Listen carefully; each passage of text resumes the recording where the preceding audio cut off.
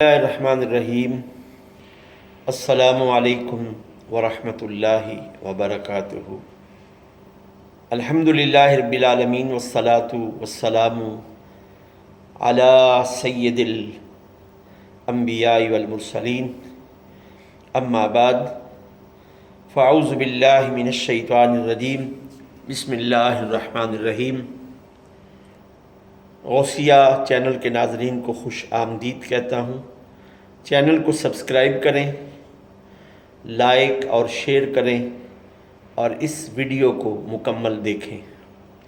ناظرین محترم، آج کی گفتگو کا موضوع ہے علم پڑھیا پر ادب نہیں سکھیا تے کی کرنا ہے علم نو پڑھ کے ہو۔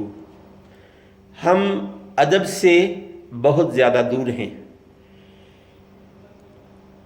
گزشتہ روز جمعۃ المبارک تھا، جمعہ ادا کرنے کے لیے مسجد میں گیا تو پڑھے لکھے لوگ جو ان پڑھ لوگوں کو معاذ اللہ استغفر اللہ جاہل سمجھتے ہیں، ان کا یہ حال دیکھ کر میں نے یہ تہیہ کیا کہ اس موضوع پر مختصر سے گفتگو کروں گا۔ قبلہ کی طرف پاؤں بچھانا، 19% لوگ جو اپنے آپ کو VIP کلچر کا حصہ سمجھتے ہیں، اپنے آپ کو پڑھا لکھا سمجھتے ہیں، مساجد میں دیکھا گیا ہے کہ وہ لوگ خانہ کعبہ کی طرف پاؤں پھیلا کر بیٹھتے ہیں، قرآن مجید و فرقان حمید کو ایسے پکڑتے ہیں جیسے ایک عام کتاب ہے، جبکہ ہمارے معاشرے میں قرآن مجید کو سینے سے لگایا جاتا ہے۔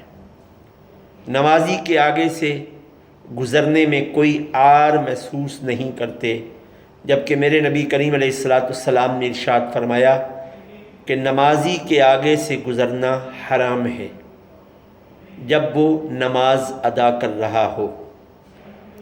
ناظرین محترم، تھمبنیل پر بھی میں نے یہ لکھا ہے، علم پڑھیا پر ادب نہیں سکھیا۔ سلطان العارفین حضرت سلطان باہو رحمۃ اللہ علیہ کے مقطع یعنی آپ کے شعر کا ایک حصہ ہے کہ جس میں آپ نے آنے والی نسلوں تک یہ پیغام پہنچانے کا اشارہ فرمایا کہ علم پڑھیا پر ادب نہیں سکھیا، کی کرنا ہے علم نو پڑھ کے ہو۔ تو ناظرین محترم، علم ادب سکھاتا ہے۔ علم کیا سکھاتا ہے؟ ادب۔ اور علم تقاضا کرتا ہے بالخصوص مسلمان سے کہ وہ ادب کے دائرہ میں رہتے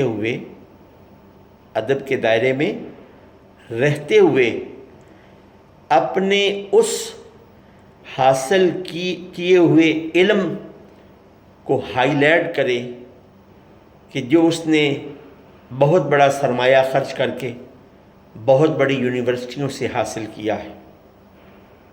تو ناظرین محترم، مسجد میں جا کر پاؤں پھیلا کر بیٹھنا، قبلہ رخ بیٹھنا،